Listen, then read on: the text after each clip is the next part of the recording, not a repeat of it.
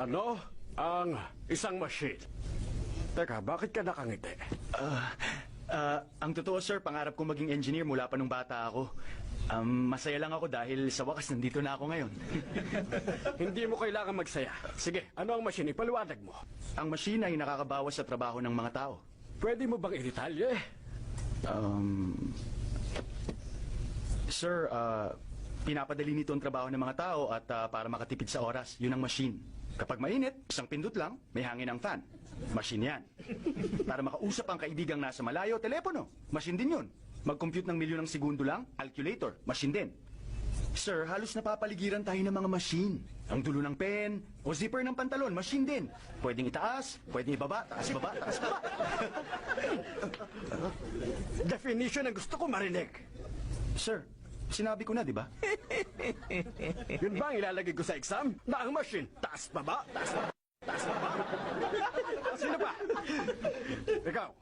Sir, machines are any combination of bodies so connected that their relative motions are constrained, and by which means force and motion may be transmitted and modified as a screw and its nut, or a lever arranged to turn about a fulcrum, or pulley about its pivot, etc. Especially a construction more or less complex consisting of a combination of moving parts or simple mechanical elements as wheels, lever, cams, etc.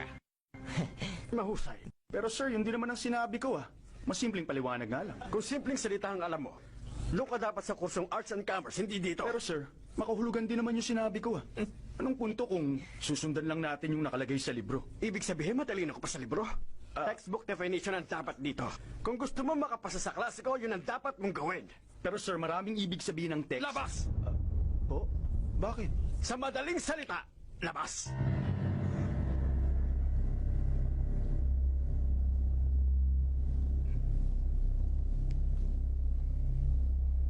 Idiot! So, ang pinag-uusapan natin ngayon ay tungkol sa machine. Sandali, bakit ka bumalik? Ay, nalimutan ako, sir. Ano yun?